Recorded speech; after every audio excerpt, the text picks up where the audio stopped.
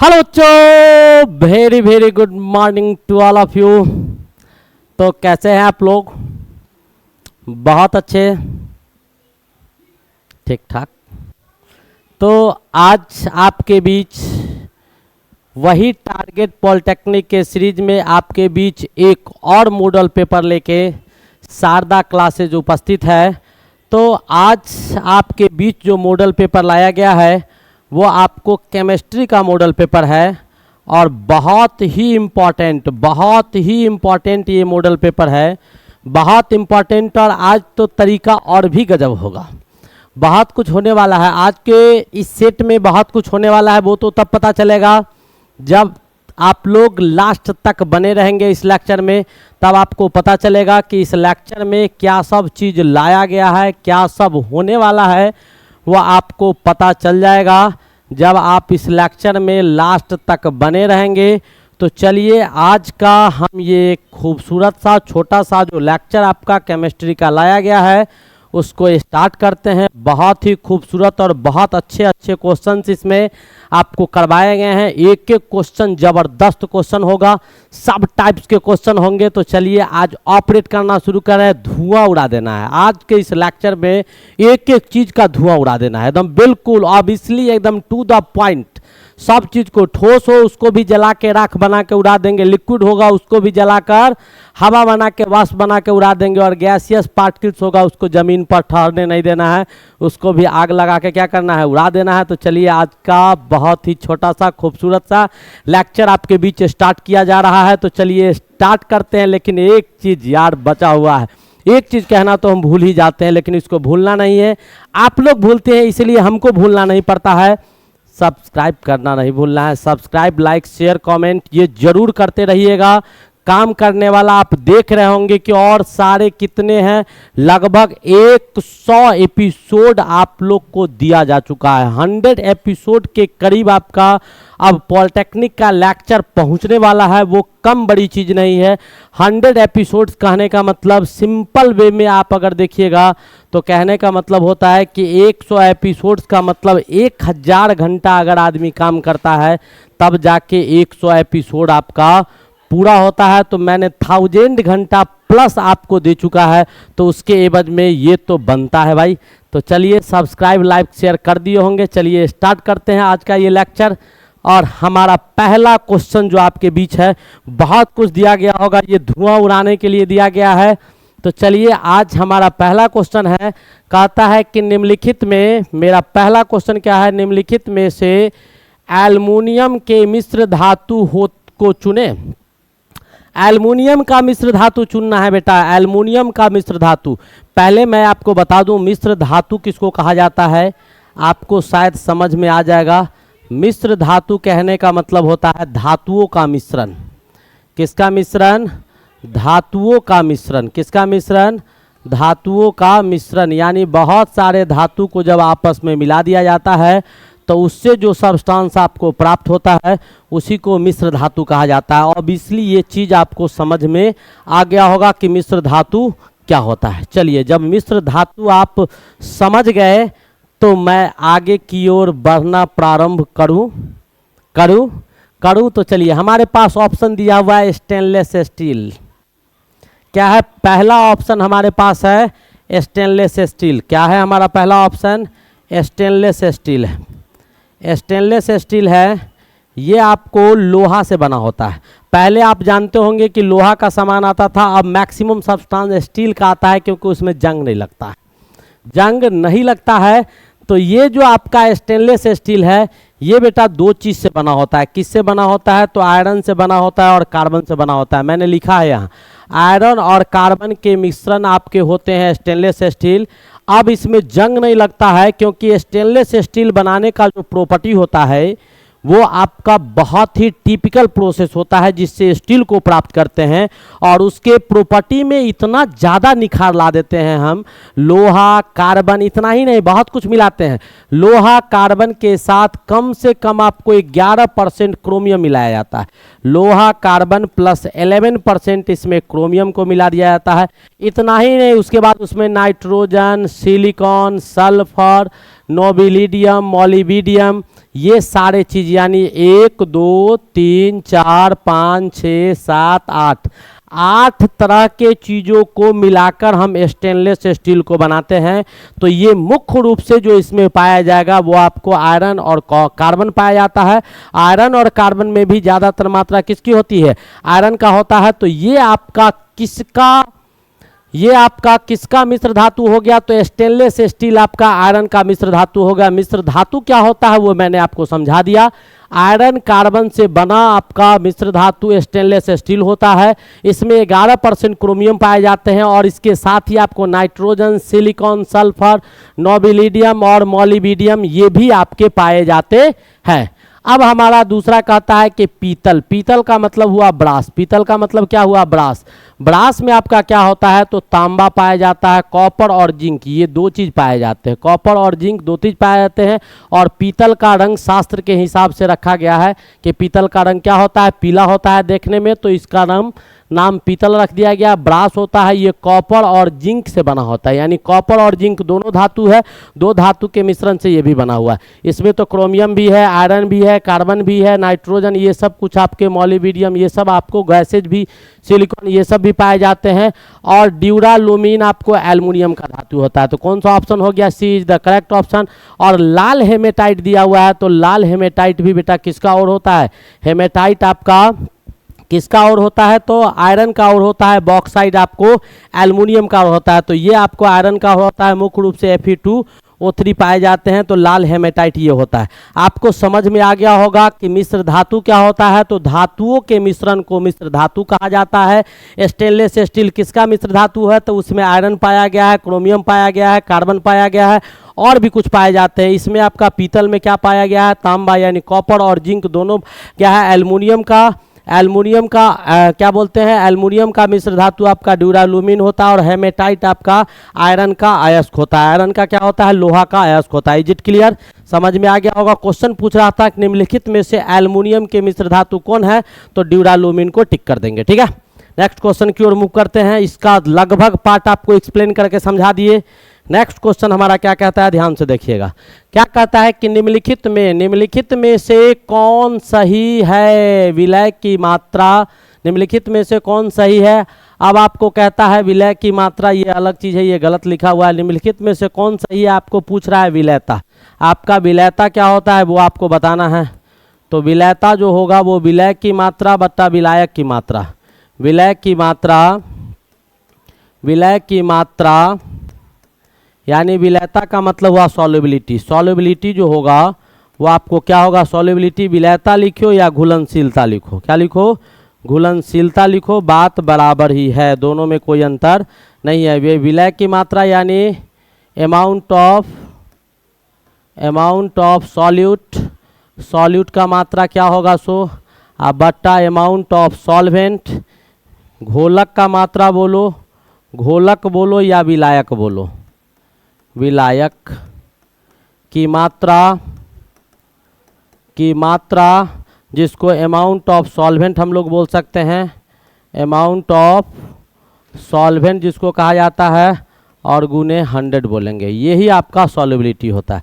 यही आपका क्या होता है? सॉल्युबिलिटी होता है। हमने सॉल्युबिलिटी का मतलब ही होता है घुलनशीलता, यानी विलयता जो होगा, जो कितना मात्रा में विलय, किसी भी विलायक में ज़्यादा से ज़्यादा कितना विलय घुल सकता है वही उसका विलयता होता है। जैसे मान लो 1 लीटर अगर पानी ले ले तो उसमें कितना ज़्यादा चीनी को हम घुला सकते हैं। 1 लीटर पानी लेगा, 1 बोरा चीनी ले लेगा, तो क्या बोरा का बोरा चीनी पानी में घुल जाएगा? घुलेगा, बिल्कुल घुलेगा। आप नहीं जानते होंगे, घुलेगा, ऑलरेडी घुलेगा, लेकिन पूरा कैसे घुलेगा? ज़्यादा अमाउंट में घुलाना हो तो 1 लीटर पानी में पहले क्या करेंगे? 1 मुट्ठी चीनी को डाल के घुला देंगे, फिर जब घुल जाएगा तो फिर दूसरा डालेंगे। घुलते 2, 4, 5, 7 किलो में बतासा बन जाएगा। क्या बन जाएगा? बतासा बन जाएगा। तो वही पूछ रहा है कि मैक्सिमम, तो कहता है कि मैक्सिमम वाटर, 1 लीटर वाटर में मैक्सिमम कितना चीनी घुल सकता है। तो वही जहाँ मैक्सिमम घुलेगा उसी को विलयता बोलेंगे। तो आपके पास जो ऑप्शन दिया गया था विलयता बराबर विलय की मात्रा बटा विलायक की मात्रा गुने 100, ये आपको एक साथ हो जाएगा यहाँ। और घोलक की मात्रा ये उल्टा दिया हुआ है, और ये आपको तो कौन सा ऑप्शन हो जाएगा, पहला ही ऑप्शन दिखा रहा है। विलयता बराबर क्या, विलय की मात्रा बट्टा घोलक, यानी विलय का मात्रा गुने 100, 100 को पहले लिख दिया है। तो विलयता का मतलब ही होता है कि अमाउंट ऑफ सॉल्यूट डिजॉल्व, यानी maximum amount of solute dissolve in solvent is called solubility, is called solubility. यानी विलयता का मतलब हुआ कि विलय की अधिकतम वह मात्रा जो विलायक में घुल जाता हो या विलयित हो जाता हो, वही क्या कहलाता है, विलयता कहलाता है। वही क्या कहलाता है, विलयता कहलाता है। तो ये भी आपको समझ में आ गया होगा। बहुत ही बेहतरीन कंटेंट था। आगे मूव करें, अगले क्वेश्चन की ओर चला जाए।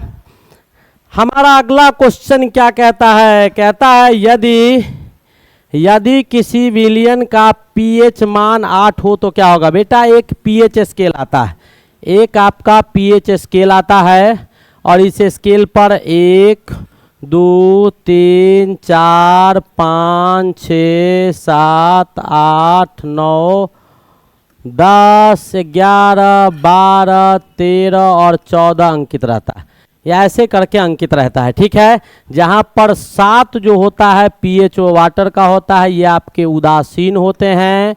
ठीक है, और 7 से जैसे जैसे कम होगा तो लेस देन 7 होगा, इसका मतलब ये आपका अम्लीय होगा, ये आपका न्यूट्रल होता है। ये क्या होता है, न्यूट्रल होता है। और ये आपका अम्लीय यानी एसिडिक होगा। और उसके बाद 7 से ज़्यादा इधर जो चलेंगे, जो 7 से ग्रेटर होगा, तो ये आपका क्षारीय हो जाएगा। क्या हो जाएगा, क्षारीय हो जाएगा। यानी किस नेचर का होगा, तो बेसिक नेचर का हो जाएगा। किस नेचर का हो जाएगा, तो बेसिक नेचर का हो जाएगा। तो पीएच स्केल एक ऐसा स्केल होता है जिसकी मदद से किसी भी पदार्थ के, किसी भी सब्सटेंस के या किसी भी विलयन के अम्लीयता और क्षारीयता को मापा जाता है। अगर उसका मान, किसी भी विलयन का पीएच मान 7 आ जाता है, इट मीन्स वो न्यूट्रल है, उदासीन है। 7 से अगर कम आ जाता है, इट मीन्स वो एसिडिक यानी अम्लीय है। और 7 से ज़्यादा आ जाता है, इट मीन्स वो क्षारीय है। आपको दिया गया है, तो आपका पूछ रहा है कि पीएच मान 8 है, 7 से ज़्यादा होगा, तो ये किस नेचर का होगा, क्षारीय नेचर का होगा। उम्मीद है ये भी क्वेश्चन आपको समझ में आ गया होगा। नेक्स्ट क्वेश्चन की ओर मूव करते हैं। हमारा अगला क्वेश्चन क्या कहता है कि जल की अस्थायी कठोरता किसकी उपस्थिति में होती है। अस्थायी कठोरता यानी टेम्पररी हार्डनेस जो होगा, टेम्पोररी हार्डनेस जो होगा वो जल में किसके कारण आएगा, वो आपसे पूछा जा रहा है। टेम्पोररी यानी जब तक वो पानी में पाया जाएगा तब तक वो कठोर रहेगा, हार्ड वाटर रहेगा। पानी से निकाल देंगे तो क्या हो जाएगा, नॉर्मल वाटर। याद करो समुद्र के पानी को, याद करो ओशियन के पानी को, वो आपका कठोर पानी होता है। क्यों होता है बेटा, समुद्र के पानी खड़ा क्यों होते हैं, समुद्र के पानी कठोर क्यों होते हैं, उसके पीछे कारण है कि उसमें बहुत सारे सॉल्ट पाए जाते हैं, बहुत सारे लवण पाए जाते हैं। उसी पानी को सॉफ्ट वाटर बनाना हो, मीठा जल बनाना हो, तो हम क्या करते हैं कि उसमें से जितने भी सॉल्ट होते हैं वो सारे सॉल्ट को बाहर निकाल लेते हैं। जैसे ही सारे सॉल्ट को हम बाहर निकाल लेंगे, वो पानी आपका क्या हो जाएगा, सॉफ्ट हो जाएगा। तो पूछ रहा है तो कौन सा पाया जाता है, तो इसमें आपका कैल्शियम का, मैग्नीशियम का, ये सब सॉल्ट पाए जाते हैं। तो मुख्य रूप से पूछ रहा है कि अस्थायी कठोरता के लिए कैल्शियम हाइड्रोजन कार्बोनेट का सॉल्ट पाया जाता है। ये सॉल्ट जब तक आपको पानी में, इसको वाटर में आप मिला दीजिएगा तो आपको पानी क्या बन जाएगा, तो कठोर जल बन जाएगा। क्या बन जाएगा, कठोर जल बन जाएगा। और जैसे ही ये कठोर जल बनेगा, हार्ड वाटर बन जाएगा। और जैसे ही इसको हटा देंगे, फिर से पानी किस में, सिंपल वाटर में चेंज हो जाएगा, मीठा जल में चेंज हो जाएगा, जो जल हम लोग पीने में इस्तेमाल करते हैं। उम्मीद है ये भी क्वेश्चन आपको समझ में आ गए होंगे। नेक्स्ट क्वेश्चन की ओर मूव किया जाए। हमारा अगला क्वेश्चन क्या कहता है वो देखिएगा। नेक्स्ट क्वेश्चन कहता है निम्नलिखित में से किस यौगिक में क्लोरीन है। मैंने सबका फॉर्मूला लिख दिया, तूतिया, हरा तूतिया, नीला तूतिया, ब्लू तूतिया, लाल तूतिया, सब पढ़े थे। तो आपको तूतिया क्या होता है, तो तूतिया का सूत्र आपको हो जाता है CuSO4, जिसको ब्लू विट्रोल बोलेगा तो ब्लू तूतिया होगा। इसका अगर कॉमन नेम पूछेगा आपसे अगर इसके और चीज़ के विषय में आपसे पूछ दिया जाए तो इसका केमिकल नेम जो हो जाएगा तूतिया का, वो आपका क्या हो जाएगा, तो कॉपर सल्फेट हो जाएगा। क्या हो जाएगा, कॉपर सल्फेट हो जाएगा केमिकल नेम इसका। रासायनिक नाम आपके कॉपर सल्फेट हो जाएंगे। साधारण नमक का सूत्र NaCl होता है, तो इसमें तो क्लोरीन पाया गया। पूछा गया कि किसमें क्लोरीन पाया गया है, नाम दिया हुआ है, तो आपको क्या करना होगा, सबका केमिकल फार्मूला लिखना होगा। जिसके केमिकल फार्मूला में आपको क्लोरीन आ गया तो केमिकल फार्मूला आप कॉमन नेम से लिखना चाहिएगा तो बहुत कठिन होगा। उसके लिए आपको केमिकल नाम याद रखना होगा। जैसे आपका तूतिया है तो तूतिया का केमिकल नाम कॉपर सल्फेट होता है।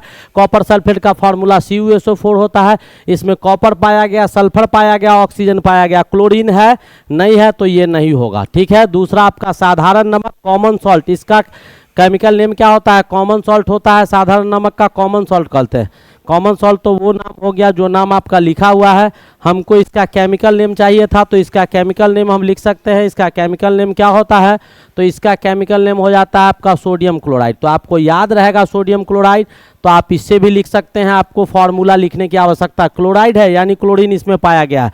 हरा कशिश दिया हुआ है, इसका नाम होता है ग्रीन विट्रॉल। ग्रीन विट्रॉल हरा कशिश का अंग्रेजी होता है।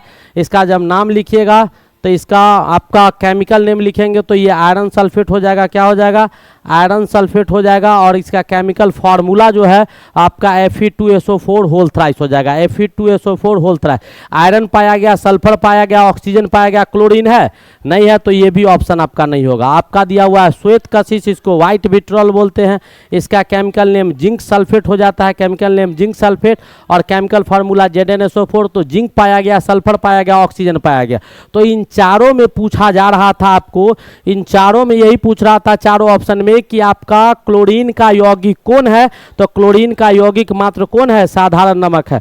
तो इससे आप नहीं पता लगा सकते थे। सबको पता लगाने के लिए आपको जो चीज आवश्यक थी वो आवश्यक चीज कौन सा था वो मैं आपको रिमाइंड करके बता देता हूं कि उसके लिए आवश्यक था आपको उसका केमिकल नेम जानना, जैसे copper sulphate, sodium chloride, iron sulphate जो केमिकल नेम है, और जिंक सल्फेट। इससे आप पता लगा सकते हैं। जिंक है, सल्फर है, ऑक्सीजन है, आयरन है, सल्फर है, ऑक्सीजन है, सोडियम है, क्लोरीन है, कॉपर है, सल्फर है, ऑक्सीजन। ठीक है, इससे पता लगा सकते थे। और दूसरा हमारे पास जो हथियार था इसको पता लगाने का, वो हमारे पास क्या था, तो वो हमारे पास था इसका केमिकल फार्मूला, इसका आपका CuSO4, इसका NaCl, इसका Fe2SO4 होल थ्राइस और इसका ZnSO4। तो जो आपको ये कलर से दिखाया गया, ये दोनों चीज अगर देता तो क्वेश्चन बहुत आसान हो जाता, लेकिन ये दोनों नहीं देके सबका कॉमन नाम दिया हुआ था, सामान्य नाम दिया हुआ था। और सामान्य नाम में बेटा सभी का संभव नहीं होता है, सारे के सारे यौगिक के कॉमन नेम संभव नहीं होते, लेकिन IUPAC नेम सबका संभव होता है। जैसे आपको पता होगा आपके बहुत सारे मित्र होंगे और आपके भी कम से कम बहुत बच्चे का और बहुत लोग का 2-3 नाम होता है। एक घरेलू नाम होता है, ठीक है, जिस नाम से उसके पापा बुलाते हैं। जैसे तुम गया किसी के यहाँ और बोला कि हमको किससे मिलना है, तो सुमित से मिलना है, तो जैसे ही उसके पापा सुनेंगे अच्छा सुमित से मिलना है, आवाज देंगे सोनू कहाँ गया, गोलू कहाँ गया, मोनू कहाँ गया, टोलू कहाँ गया, डॉगी कहाँ गया, फटाक से निकल के आएगा। अरे भाई हम बोल रहे हैं सुमित से मिलेंगे, आप डॉगी को बुला रहे हैं, कौन है डॉगी, तो पता चलता है इसका घर का नाम क्या है, डॉगी है। तो व्यक्ति विशेष तक भी कुछ नाम सिंपल होता है जिसका लिखने का कोई रूल रेगुलेशन नहीं होता है, वही आपका कॉमन नेम होते हैं। ये सबका नहीं होता है, लेकिन सर्टिफिकेट नेम सबका होता है। आइडेंटिफिकेशन के लिए, पहचान के लिए एक नाम की आवश्यकता है जो सर्टिफाइड नाम होता है। जैसे स्कूल में आप नाम लिखवाने जाते हैं तब ऐसा नहीं है कि 10वां में नाम था अमित कुमार, 11वां में हो गया 11वां में हो गया सुमित कुमार, 12वां में गया तो अरविंद कुमार हो गया, ग्रेजुएशन करने गया तो टीना कुमारी हो गई, ऐसी नहीं होता है। ठीक है, तो एक नाम वैसे ही केमिकल कंपाउंड का भी नाम रखा गया है। तो ये आपके जो केमिकल नेम है सो आपके दिए गए हैं, तो सबका अलग अलग नाम होता है, तो सबका कॉमन नाम, तो ये सारे कॉमन नाम दिए हुए थे। और कॉमन नाम से केमिकल फार्मूला और केमिकल नाम किसका कॉमन नाम कौन है वो आपको याद रखना होगा, तभी आप इस क्वेश्चन को बना पाते। अदरवाइज आपको रट के बनाना पड़ता, दूसरा कोई ऑप्शन नहीं था। चलिए समझ में आ गया होगा। नेक्स्ट क्वेश्चन की ओर मूव करते हैं। हमारा अगला क्वेश्चन है, क्या कहता है, सही कथन को चुने। सल्फर डाइऑक्साइड गैस है। सल्फर डाइऑक्साइड आपका ऑक्साइडिंग रेड्यूसिंग एजेंट होता है, ऑक्सीडाइजिंग एजेंट, यानी सल्फर डाइऑक्साइड जो होता है वह आपको ऑक्सीकारक का भी काम करता है, अवकारक का भी काम करता है। इससे पहले भी हम कई एक बार आप लोग को बता चुके हैं कि सल्फर डाइऑक्साइड, जैसे मान लीजिए कि सल्फर डाइऑक्साइड है, इसको ऑक्सीजन के साथ आप रिएक्शन करवाइएगा तो SO3 बन जाएगा, सल्फर ट्राइऑक्साइड में कन्वर्ट हो जाएगा। तो सल्फर डाइऑक्साइड यहाँ क्या किया, ऑक्सीडेशन का काम किया, ठीक है। और सल्फर डाइऑक्साइड आपको रिडक्शन का भी काम करता है, क्लोरीन के साथ इसको मिला दो, ठीक है, या दूसरे के साथ किसी के साथ इसको मिला दो, तो सल्फर डाइऑक्साइड दोनों काम करता है, किसी भी चीज़ को ऑक्सीडाइज करवाने का, ऑक्सीकृत करवाने का भी काम करता है, यानी आपका उपचायक का भी काम होता है और उपचायक दोनों का काम कौन करता है, आपको सल्फर डाइऑक्साइड दोनों का काम करता है, ऑक्सीडाइजिंग एजेंट भी होता है और रिड्यूसिंग एजेंट भी होता है। नेक्स्ट क्वेश्चन हमारे पास क्या है, अगला क्वेश्चन कहता है कि 10 ग्राम कैल्शियम कार्बोनेट को गर्म करने पर प्राप्त कार्बन डाइऑक्साइड गैस का भार आपको क्या होगा वो बताना है। यदि परमाणु द्रव्यमान कैल्शियम का 40, कार्बन का 12, ऑक्सीजन का 16, तो आपको क्या किया गया है भाई, कैल्शियम कार्बोनेट को गर्म किया गया है। कैल्शियम कार्बोनेट को क्या किया गया है, हीट किया गया। तो कैल्शियम कार्बोनेट को गर्म करके तोड़ो, फटाफट कैल्शियम कार्बोनेट को गर्म करके तोड़िएगा। तोड़ दिए, टूटा कि नहीं टूटा, टूटा कि नहीं टूटा, कैल्शियम कार्बोनेट को तोड़ लिए आप लोग, टूटा, अरे टूटा, हाँ तोड़ो ना, मारो हथौड़ा, कैसे मार हथौड़ा जोर से, तोड़ कैल्शियम कार्बोनेट को। क्या है, तो जैसे ही आप कैल्शियम कार्बोनेट को तोड़िएगा तो तोड़ने के बाद आपके पास जो आएगा वो क्या आ जाएगा, कैल्शियम ऑक्साइड आ जाएगा और कार्बन डाइऑक्साइड बाहर निकल जाएगा। ठीक है, वेरी गुड, बहुत अच्छी चीज़ है। अब इसको बैलेंस कर लीजिए, करते हैं, आराम आराम से करेंगे। कैल्शियम एगो एगो एगो सब बैलेंस है, सब बैलेंस है। बड़ा मस्त क्वेश्चन है भाई, बड़ा मस्त है। स्टेचोमेट्री इसका लिखेंगे 1 1 और 1 आ जाएगा। ये आपका स्टोक्योमेट्री है, स्टोक्योमेट्री है, हिंदी भी इसका यही होता है, स्टोक्योमेट्री, स्टोक्योमेट्री है। ठीक है, ये आपका स्टोक्योमेट्री है। अब कहता है कि 10 ग्राम परमाणु कैल्शियम कार्बोनेट को गर्म करने पर कार्बन डाइऑक्साइड गैस का भार कितना प्राप्त होगा, वही आपको पूछा जा रहा है। यानी 1 मोल, इससे ये पता चला कि 1 मोल कैल्शियम कार्बोनेट को जब हम गर्म करके तोड़ते हैं तो 1 मोल हमारा क्या बन जाता है, 1 मोल हमारा बन जाता है, 1 मोल हमारा बन जाता है, क्या बन जाता है, 1 मोल। तो 1 मोल आपका क्या बन जाता है, 1 मोल आपका कैल्शियम ऑक्साइड बन जाता है और 1 मोल आपके CO2 मिल जाते हैं। सीधी सी बात है, 10 ग्राम कैल्शियम कार्बोनेट दिया हुआ है, कैल्शियम का मास आपको दिया हुआ है 40। ठीक है, ये तो दिया हुआ है, हटाओ, इसको लिखना क्या है, तो नंबर ऑफ मोल्स निकाल लो, किसका, कैल्शियम का। Number of moles calcium carbonate का निकाल लेते हैं, तो number of moles calcium carbonate का निकालिएगा। यानी कैल्शियम आपको कितना दिया हुआ है, 40 दिया हुआ है, तो कैल्शियम का मास 40 आप प्लस गिवन वेट कितना है 10 ग्राम, तो 10 ग्राम। अब बट्टा कैल्शियम कार्बोनेट का 40 हो गया प्लस 12 हो गया, 40 और 12 कितना हो गया, 40 और 12 52 हो गया, और 16 तिहाई कितना हो गया, 48 हो गया, 52 और 48 100।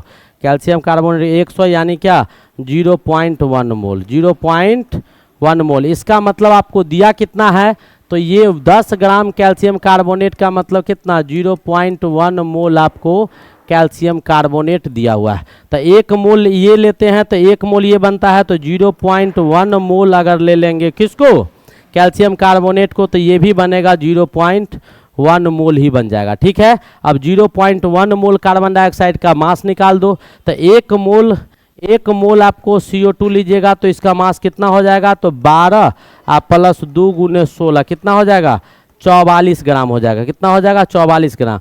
तो 0.1 मोल अगर ले लीजिएगा तो इसका मास कितना हो जाएगा, 44 बटा कितना, 44 गुने 0.1, 44 गुने 0.1 ग्राम, यानी क्या 4.4 ग्राम आपका क्या आ जाएगा, 4.4 ग्राम जो है वो आपका आ जाएगा क्या, कार्बन डाइऑक्साइड। कितना ग्राम, 4.4 ग्राम। उम्मीद है समझ में आ गया होगा। स्टेचोमेट्री का क्वेश्चन था। मैंने क्या किया, कैल्शियम कार्बोनेट को गर्म किया, कैल्शियम ऑक्साइड में तोड़ दिया, कार्बन डाइऑक्साइड में तोड़ दिया, इसका स्टेचोमेट्री लिख लिए बैलेंस करके, तो 1 हो गया 1 हो गया 1 हो गया। 1 मोल कैल्शियम कार्बोनेट 1 मोल किसको दे रहा था, कार्बन डाइऑक्साइड को। क्वेश्चन में 10 ग्राम कैल्शियम कार्बोनेट दिया हुआ था, तो 10 ग्राम में कितना मोल था, 0.1 मोल। तो 0.1 मोल कैल्शियम कार्बोनेट को गर्म करेंगे तो 0.1 मोल क्या मिल जाएगा, carbon dioxide. 1 mole carbon dioxide का मास 44 ग्राम था, तो 0.1 मोल कार्बन डाइऑक्साइड का कितना होगा, 4.4 ग्राम हो जाएगा। उम्मीद है समझ में आ गया होगा। आ गया। नेक्स्ट क्वेश्चन की ओर मूव किया जाए, छापिए इसको।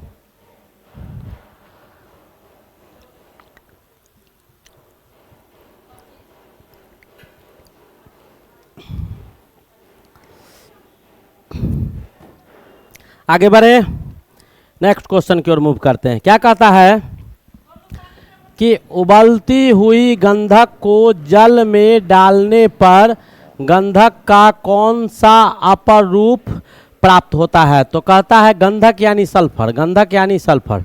सल्फर के कई एक फॉर्म होते हैं, H2 होता है, H4 होता है, H6 होता है, S8 होता है, ये सब आप जानते होंगे। S8 ऐसा फॉर्मूला आपको शायद पता होगा या नहीं पता होगा, हम नहीं जानते हैं। ये आपको होता है, ठीक है।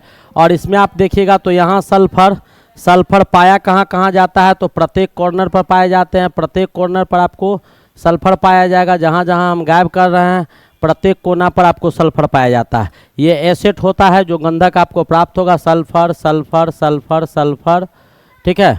और एक जगह और छूट गया सल्फर, तो यहाँ लिख दो क्या, यहाँ आपका सल्फर हो गया। फिर आपको ये यहाँ पर ऐसे आएगा, ये सल्फर हो गया, सल्फर हो गया, सल्फर हो गया। 8 गो सल्फर होगा, 1 2 3 4 5 6 7 8, S8। तो कहता है कि S6 भी होता है। ऐसे ही इसका स्ट्रक्चर बनाएंगे तो कहता है उबलती हुई गंधक को जल में डालने पर, जो गंधक आपको उबलता हुआ है यानी बॉइलिंग पॉइंट उबल रहा है, उसको अगर हम जल में डालते हैं तो कौन सा अपर रूप प्राप्त होगा? तो प्लास्टिक गंधक का फॉर्मेशन होता है। S8 के फॉर्म में आपको प्लास्टिक गंधक का फॉर्मेशन होता है। जब उबलता हुआ गंधक को हम कहाँ डालते हैं, कहाँ डालते हैं?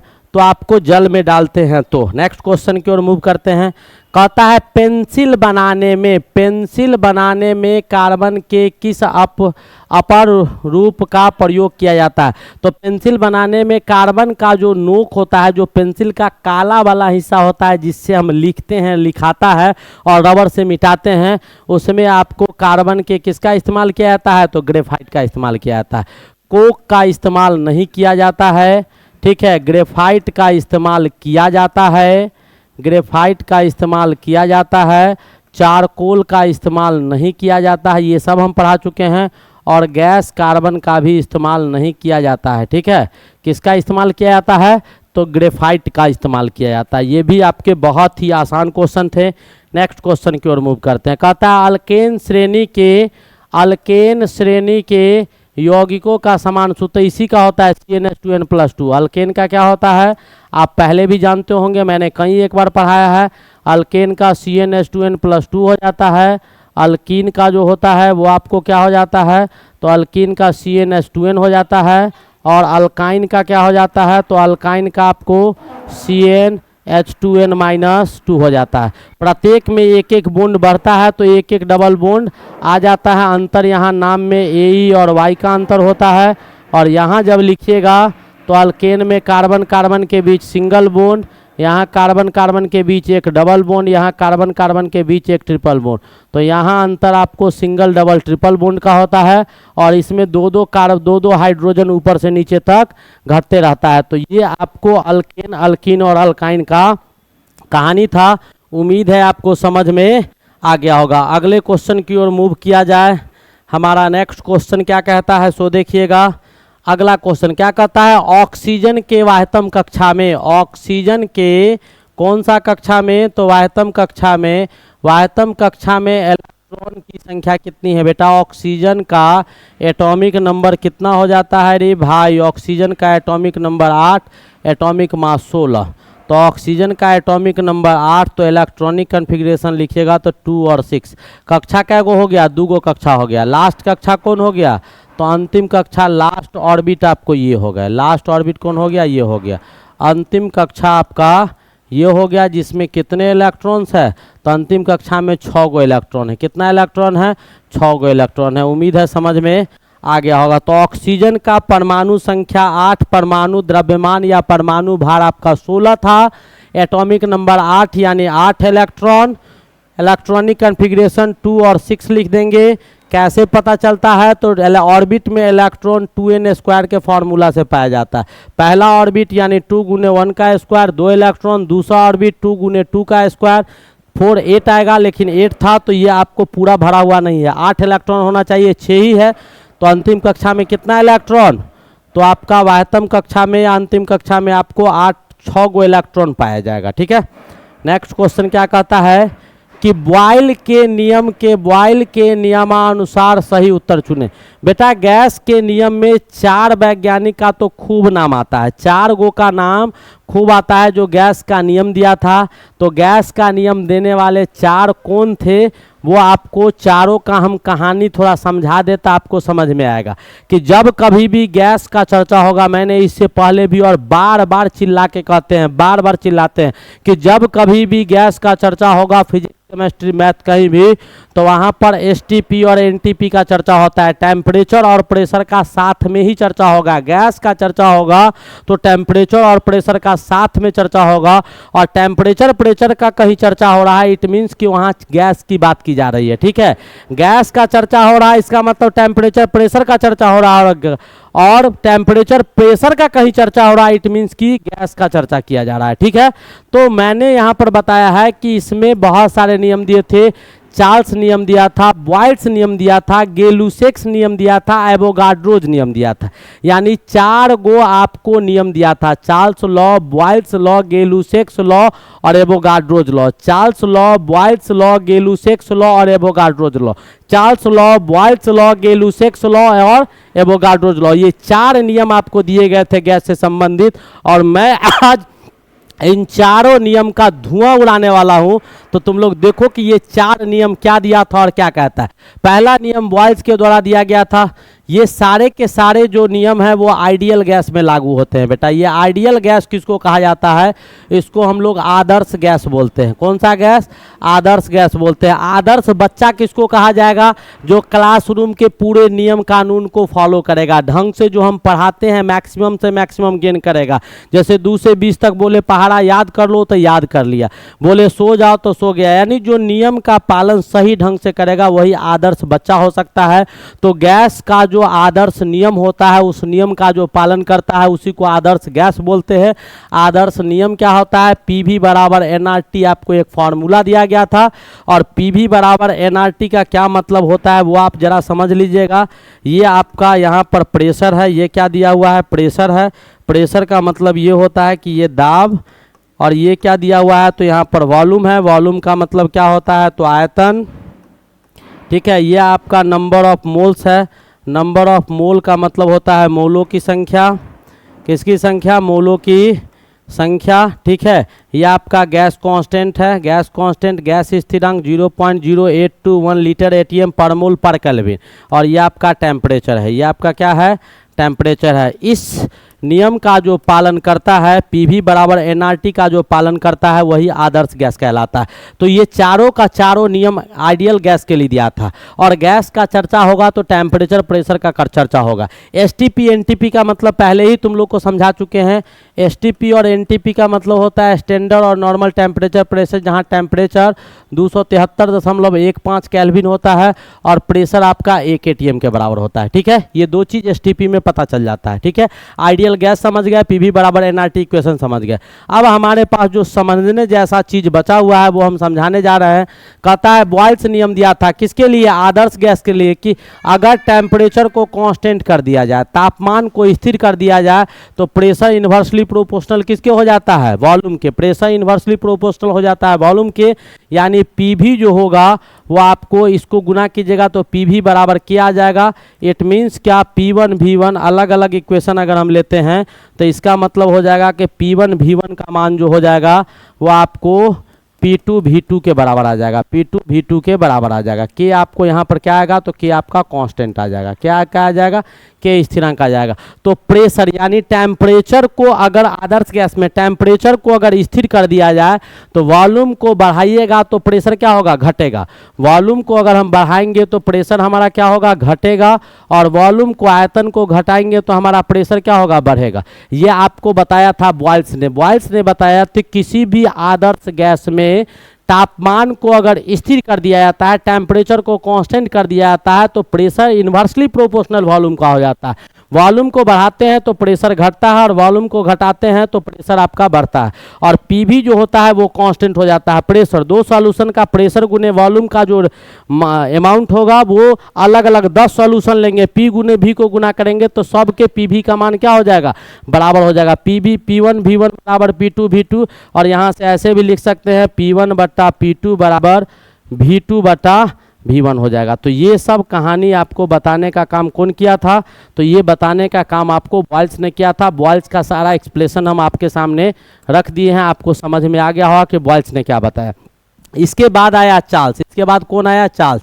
चार्ल्स क्या किया कि ये टेम्परेचर को कांस्टेंट किया था, ये प्रेशर को कांस्टेंट कर दिया, और तब बताया कि अगर प्रेशर को कांस्टेंट कर दिया जाता है, प्रेशर को स्थिर कर दिया जाता है, तो वॉल्यूम जो होगा वो डायरेक्टली प्रोपोर्शनल क्या हो जाएगा, टेम्परेचर का।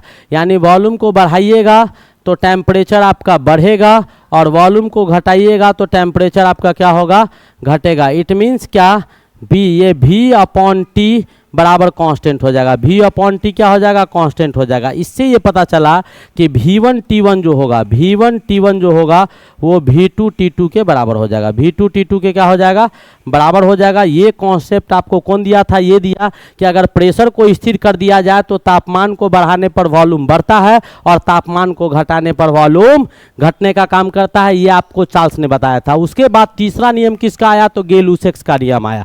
तीसरा नियम जो दिया वो तीसरा नियम आपको गे-लुसेक्स ने दिया। गे-लुसेक्स क्या नियम दिया उस नियम को समझते हैं। तो गे-लुसेक्स ने बताया, क्या बताया गे-लुसेक्स ने, कि गे-लुसेक्स आपको 1808 में डिस्कवर किया था। 1808 में इस नियम को खोजा था, और पब्लिश कब किया, तो पब्लिश किया इसको 1809 में इसको पब्लिश किया। ई क्या किया, एगो क्या किया, टेम्परेचर को कांस्टेंट मान लिया, एगो क्या किया, प्रेशर को कांस्टेंट मान लिया, एगो क्या किया, तो वॉल्यूम को कांस्टेंट मान लिया। यानी एगो टेम्परेचर को कांस्टेंट माना, कौन टेम्परेचर को कांस्टेंट माना, तो बॉयल टेम्परेचर को स्थिर कर दिया। चार्ल्स क्या किया, प्रेशर को स्थिर कर दिया, और गे-लुसेक्स क्या किया, वॉल्यूम को ही स्थिर कर दिया, वॉल्यूम को ही डोलाना अलाना बंद कर दिया। तो उन्होंने पाया कि P1T1 जो होता है वो P2T2 के बराबर होता है। यानी इससे ये पता चला कि प्रेशर डायरेक्टली प्रोपोर्शनल टेम्परेचर होता है। P डायरेक्टली प्रोपोर्शनल T होगा, इसका मतलब है कि P/T आपका क्या आ जाएगा, कांस्टेंट आ जाएगा, और P/T जब कांस्टेंट आ जाएगा तो इससे ये पता चला कि P1T1 का मान P2T2 के बराबर होता है, P2T2 के बराबर होता है। तो ये हमने पूरा गैस का कहानी जो था, टोटल गैस का कहानी आपको तोड़ के रख दिए कि आइडियल गैस क्या होता है, रियल गैस किसको कहते हैं वो भी आप जान लीजिए, जो हमारे एटमॉस्फेयर में गैस है। जैसे आइडियल बच्चा आज के दौर में नहीं पाया जाता, आज के दौर में आइडियल बच्चा नहीं पाया जाता है। रामकृष्ण और आपको द्रोण या क्या बोलते हैं, रामकृष्ण और ये आपके जो महाभारत में था योद्धा, उसका क्या नाम है, जिसको आपको गुरु द्रोणाचार्य क्या शिक्षा नहीं दिए थे। चाहे एकलव्य का कहानी आप जानते होंगे, एकलव्य गुरु से कैसे प्राप्त किया ज्ञान को, तो वैसे आइडियल नहीं पाए जाते, अभी लगभग रियल बच्चे पाए जाते हैं, वास्तविक। तो हमारे एटमॉस्फेयर में जो गैस है वो आपको रियल गैस, हमारे एटमॉस्फेयर में वातावरण में जो गैस है वो रियल गैस है, उसको वास्तविक गैस बोलते हैं, जो आइडियल गैस से बहुत ही भिन्न होता है, सब चीज़ रखता है वो, ठीक है। अब इसके बाद एक और नियम दिया गया था, वो चौथा नियम क्या था, एवोगाड्रो का नियम था। तो एवोगाड्रो के नियम के लिए तो जगह कहीं दिखाई दे नहीं रहा है हमको, फिर भी इस नियम को हम समझाने की कोशिश करते हैं, समझा तो देंगे ही। चलो यहाँ पर लिख देते हैं एवोगाड्रोज लॉ। किसका नियम, एवोगाड्रोज लॉ। तो एवोगाड्रोज क्या नियम दिया था, एवोगाड्रोज नियम दिया था, मैं आपको ध्यान से समझा दूं। एवोगाड्रोज नियम दिया था कि फिजिकल कंडीशन को अगर कांस्टेंट कर दिया जाए, एट इक्वल फिजिकल कंडीशन, यानी इक्वल फिजिकल कंडीशन कहने का मतलब टेम्परेचर और प्रेशर दोनों को कांस्टेंट कर दिया, टेम्परेचर को और प्रेशर को दोनों को क्या किया, कांस्टेंट कर दिया। इससे पहले आपको चार्ल्स ने क्या किया था, टेम्परेचर, बॉयल्स ने टेम्परेचर को कांस्टेंट किया था, चार्ल्स ने प्रेशर को किया था, ये वॉल्यूम को किया था।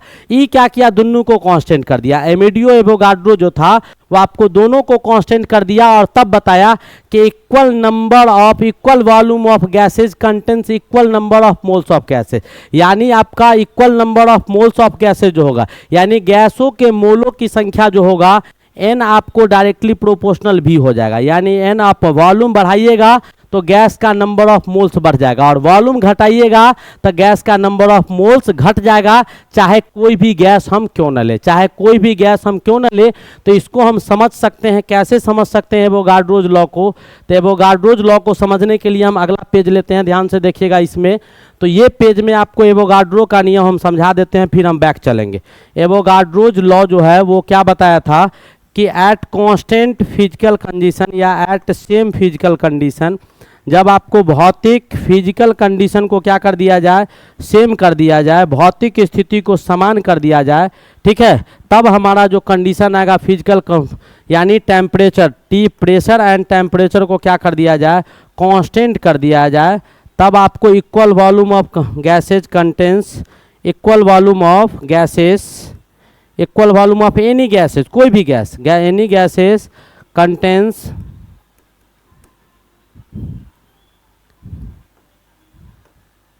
Equal number of moles of gases, number of moles of gases, gas के इक्वल नंबर ऑफ मोल्स पाया जाएगा, ठीक है। जैसे हम आपके सामने कुछ कहानी बता दें ताकि आपको समझ में आ जाए, ध्यान से देखिएगा तो समझ में आएगा, नहीं ध्यान से देखिएगा तो बाबू समझ में नहीं आने वाला।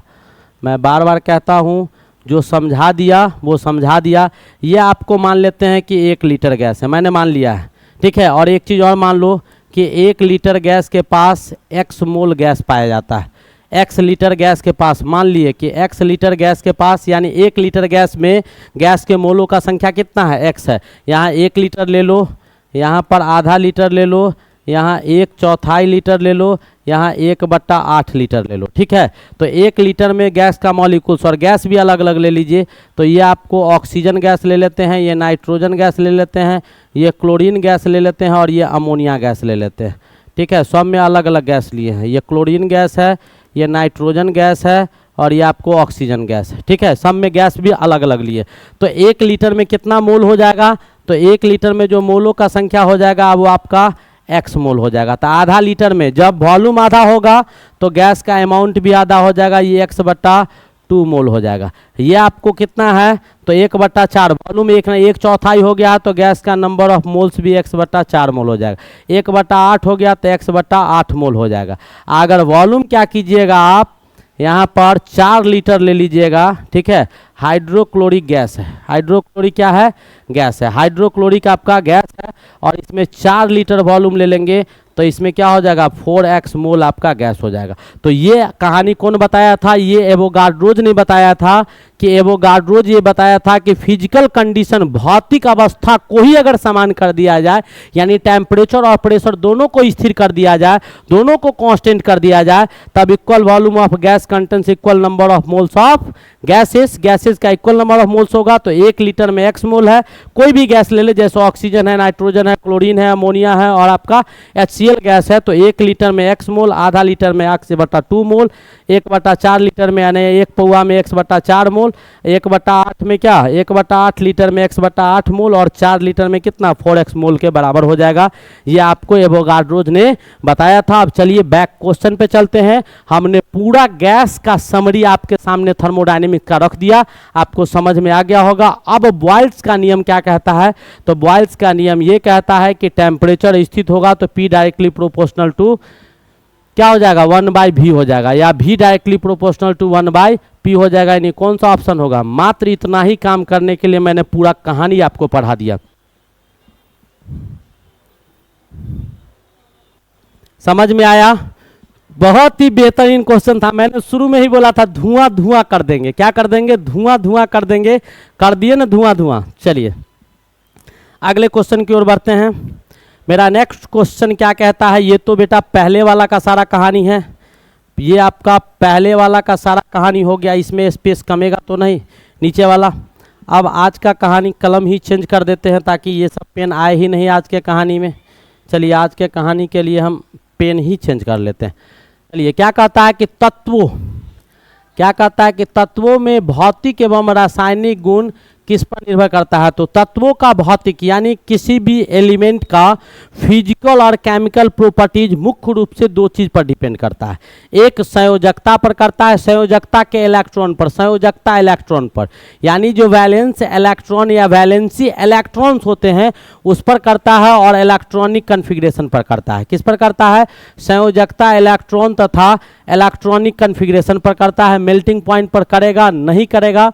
संयोजकता पर करेगा? नहीं। संयोजकता इलेक्ट्रॉन्स पर करेंगे। बॉइलिंग पॉइंट पर करेगा? नहीं करेगा। परमाणु संख्या एटॉमिक नंबर ही संयोजकता इलेक्ट्रॉन को बताता है। एटॉमिक नंबर अगर मान लो 5 है तो उसके संयोजकता इलेक्ट्रॉन 3 हो जाएंगे। एटॉमिक नंबर 4 है तो संयोजकता इलेक्ट्रॉन, वैलेंस इलेक्ट्रॉन और वैलेंसी निकालना आना चाहिए। वैलेंस इलेक्ट्रॉन, अगर वैलेंस इलेक्ट्रॉन जो आयतम कक्षा में इलेक्ट्रॉन पाया जाता है उसको वैलेंस इलेक्ट्रॉन कहा जाता है, ठीक है। और वैलेंसी किसको कहा जाता है? तो वैलेंस इलेक्ट्रॉन अगर 1 2 3 4 होगा तो वैलेंसी वही हो जाएगा, संयोजकता वही हो जाएगा। और आयतम इलेक्ट्रॉन 5 6 7 8 अगर हो जाएगा तो उसकी संयोजकता 8 में से घटा देते हैं। क्या करते हैं? 8 में से घटा देते हैं।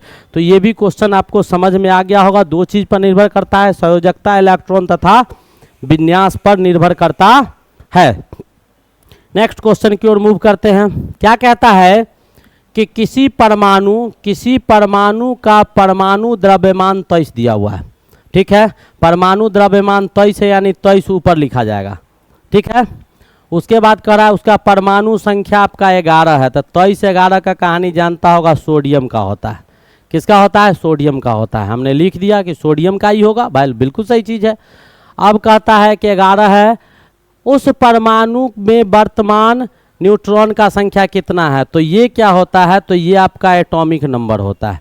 परमाणु संख्या हो जाता है, एटॉमिक नंबर होता है। एटॉमिक नंबर क्या होता है? तो नंबर ऑफ प्रोटॉन्स होते हैं। जो प्रोटॉन्स का संख्या होगा वही होगा, ठीक है। तो ये आपका परमाणु संख्या हो गया। क्या हो गया? परमाणु संख्या हो गया, ठीक है। और ये आपको परमाणु संख्या का मतलब क्या? प्रोटॉनों की संख्या। किसका संख्या? प्रोटॉनों की संख्या। ये किसका संख्या हो गया? तो ये आपको प्रोटॉनों का संख्या हो गया। और ये क्या है? तो एटॉमिक मास नंबर है। ये क्या है? तो एटॉमिक, एटम है तो एटॉमिक मास नंबर होगा, यानी परमाणु द्रव्यमान संख्या हो गया। क्या हो गया? परमाणु, ये आपका हो गया परमाणु द्रव्यमान संख्या। अब कर दीजिए इसको बराबर। ये क्या आ गया? एटॉमिक मास नंबर यानी परमाणु द्रव्यमान या भार संख्या। परमाणु द्रव्यमान संख्या हो गया ये आपको। और परमाणु द्रव्यमान संख्या किसके बराबर होता है? तो नंबर ऑफ क्या? Neutrons plus number of protons. Number of protons plus number of neutrons के बराबर होगा। प्रोटॉन का संख्या न्यूट्रॉन का संख्या प्लस न्यूट्रॉन का संख्या प्लस किसका? तो प्रोटॉन का संख्या। प्रोटॉन का संख्या न्यूट्रॉन का संख्या और प्रोटॉन के संख्या के बराबर होगा। तो आपको ऊपर में क्या? एटॉमिक मास आपको किसके बराबर होता है? Number of neutrons. Number of neutrons बराबर नंबर ऑफ प्रोटॉन्स कितना है? 11 गो। तो एटॉमिक मास कितना है? 23, यानी नंबर ऑफ न्यूट्रॉन कितना हो जाएगा? 23 माइनस 11 बराबर कितना? 12 गो न्यूट्रॉन हो जाएगा। कितना हो जाएगा? 12 गो न्यूट्रॉन। तो ये कहानी ये था कि एटॉमिक नंबर आपका नंबर ऑफ प्रोटॉन्स होता है और एटॉमिक मास जो होता है वो प्रोटॉन प्लस न्यूट्रॉन होता है। तो एटॉमिक मास में से एटॉमिक नंबर को घटा दीजिएगा, इसमें से इसको घटाइएगा तो नंबर ऑफ न्यूट्रॉन आपको प्राप्त हो जाएगा। क्या प्राप्त हो जाएगा? नंबर ऑफ न्यूट्रॉन आपको प्राप्त हो जाएगा। आ गया समझ में?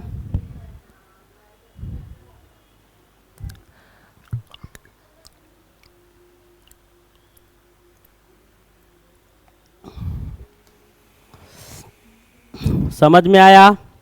आगे बढ़े, चलिए नेक्स्ट क्वेश्चन देखते हैं। क्या कहता है? मेंडलीफ की आवर्त सारणी में तत्वों के वर्गीकरण का आधार क्या था? तो नील बोर्ड को छोड़ के जितने भी वैज्ञानिक आए, चाहे वो डोबिनियर्स हो, कौन सब था? बहुत सारा था। जैसे आपका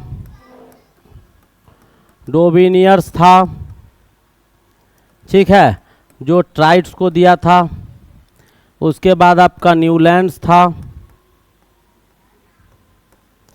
जो ऑक्टेव रूल अष्टक का नियम दिया था। सारे गमापा के हिसाब से। उसके बाद आपका मोस्ले था। उसके बाद मोस्ले ग्राफिकल रिप्रेजेंटेशन दिया था, ठीक है। उसके बाद आपका लूफे था,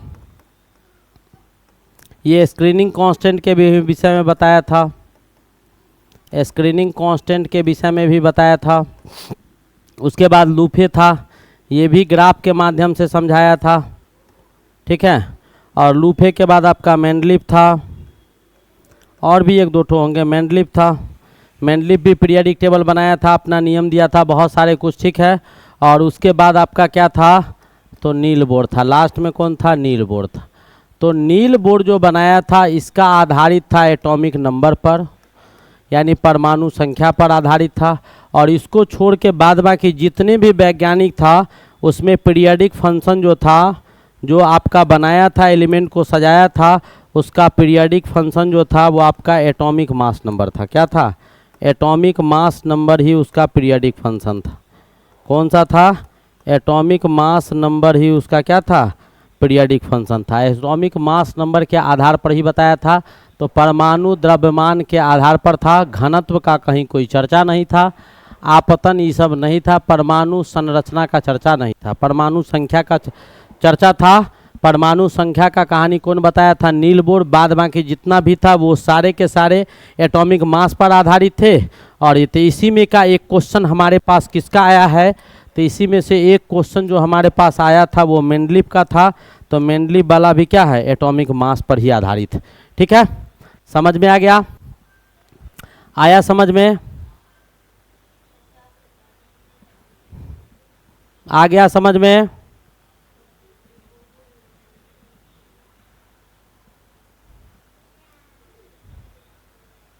बढ़े आगे,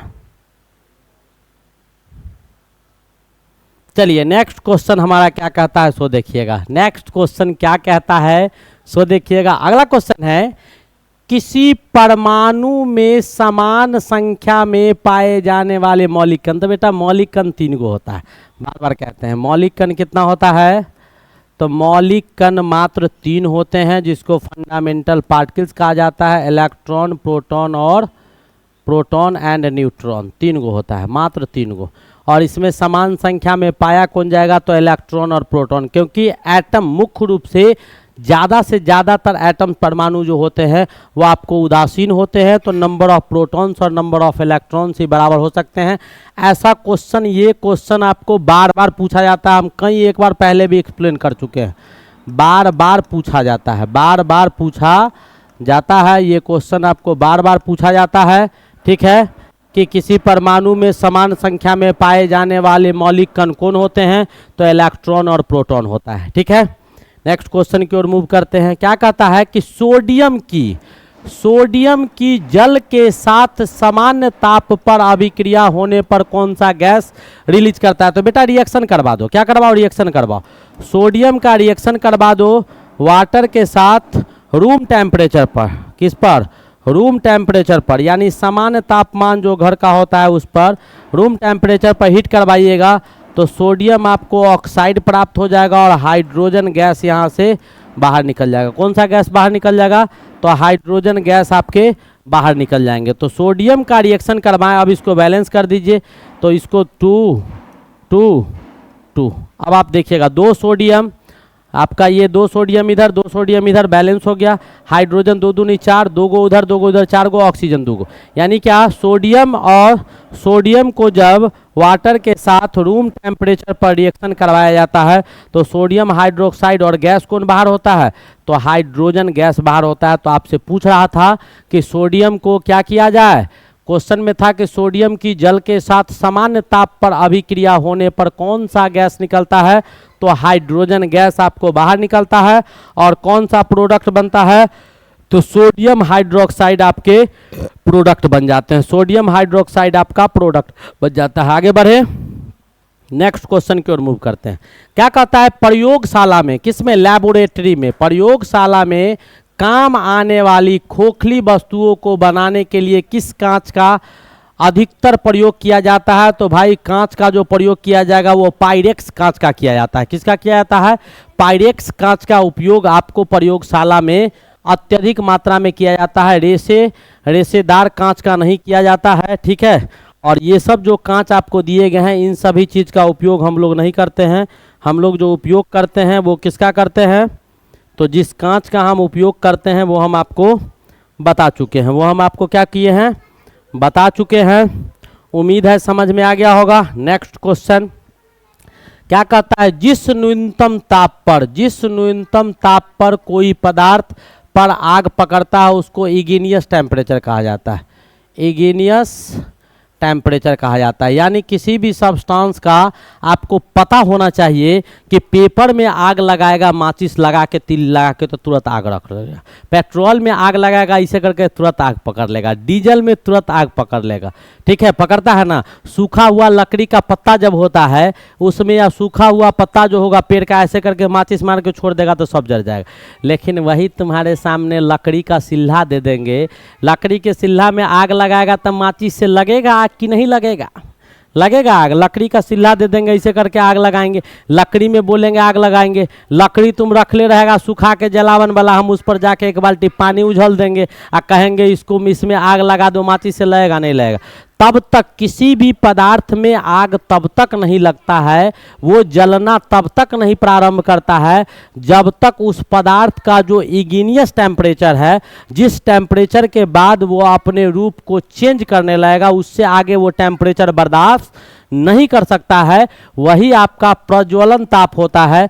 क्वथनांक बिंदु, बॉइलिंग बिंदु तो उबलना शुरू करेगा, उष्मीय मान थर्मल टेम्परेचर ये भी नहीं होगा, निरपेक्ष मान एब्सोल्यूट जीरो ये भी नहीं होगा, ये भी नहीं होगा। यानी इग्नियस टेम्परेचर पर, इग्नियस टेम्परेचर एक ऐसा टेम्परेचर होता है जिस टेम्परेचर के बाद वस्तु को उस अवस्था में उतना तापमान बर्दाश्त करने की कैपेसिटी नहीं होती है। जैसे सेम ही चीज़ है, लकड़ी है तो सिल्हा में आग नहीं लगता है, हम उसको जब काट देते हैं, चैला चीर देते हैं, चीरने के बाद उसको और पतला कर देते हैं, सुखा देंगे और उसी लकड़ी से पेपर बनता है, तो पेपर में कैसे आग लग जाता है। लेकिन बहुत सारा पेपर एक साथ थक देगा, एक जगह इसे करके चिपका के रख देगा तो एगो लेगा तभी आग लगेगा। तो ये सब किस पर डिपेंड करता है, तो ये इग्नियस टेम्परेचर पर डिपेंड करता है। उम्मीद है समझ में आ गया होगा। नेक्स्ट क्वेश्चन की ओर मूव करें।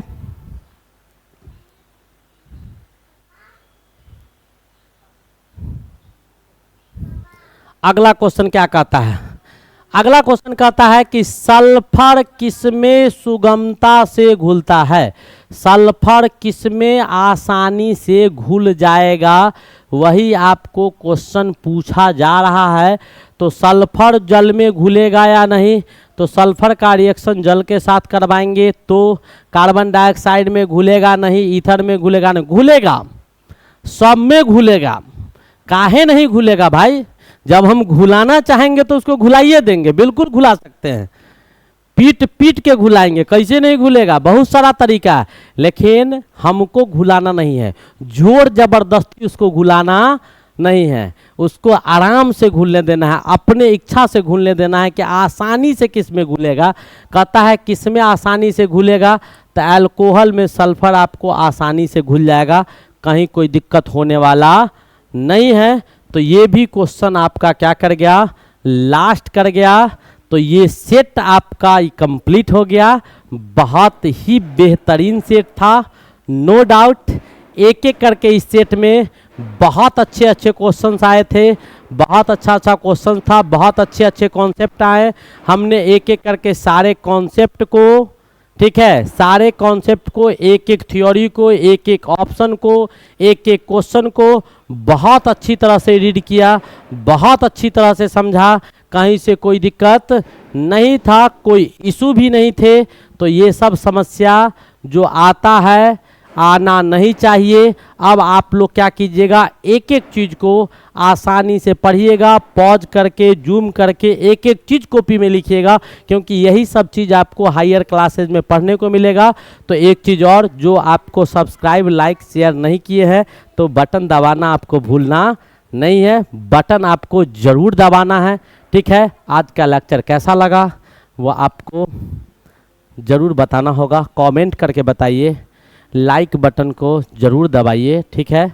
आप दबाएंगे, आप ऐसा करते रहेंगे तो काम करने वाला का प्रोसेस जो है बहुत अच्छा रहेगा, ठीक है, नहीं तो दिक्कत हो जाएगा। क्या हो जाएगा, 3 in 1 आपको पढ़ा रहे हैं, आपको एहसास हो रहा होगा। बहुत जगह बहुत सारे फैकल्टी होते हैं आपके इस लेवल पर, क्योंकि आप बेसिकली एज ए टीचर बस इतना जान रहे हैं कि आपका एक छोटा सा यूट्यूब चैनल है शारदा क्लासेस, जहां पर ऐसे सर आते हैं और पढ़ा के जा रहे हैं। ठीक है, तो वो तो बाद में पता चलेगा कि सर की क्या क्वालिटी थी, वो पढ़ा रहे थे आखिर ऐसे क्यों एक्सप्लेन किए जा रहे थे। ठीक है, इतने अच्छे तरह से हम तो देखते हैं कि 200 क्वेश्चंस लोग करवा देते हैं, हमारे पास तो इतने ऑप्शंस आते हैं उतना जा नहीं पाते हैं हम, कुछ होगा रीजन, खैर कोई बात नहीं है। तो आपको ये लेक्चर कैसा लगा ये आपको बताना है। ठीक है, एग्जामिनेशन का प्रिपरेशन जिस ढंग से हम करवा रहे हैं, जैसे करवा रहे हैं, आप करते रहिए ना। पर डे तो मैं आपको 50-100 क्वेश्चन पर डे रिवाइज करवा रहा हूँ, सुबह शाम सुबह शाम सुबह शाम। महाभारत का परफॉर्मेंस बहुत बेहतर रहा, नो डाउट आप लोग को भी अच्छा लगा, तो आप घबराइए नहीं, वो भी आपको अल्टरनेटिव 1-2 दिन के गैप में महाभारत आते रहेगा। ठीक है, तो आपको ये लेक्चर कैसा लगा कमेंट करके बताइए, लाइक शेयर सब्सक्राइब कीजिए। तब तक के खाते पीते हंसते मुस्कुराते रहिए, पढ़ते रहिए। तब तक के लिए best of luck, thank you, wait for the next lecture.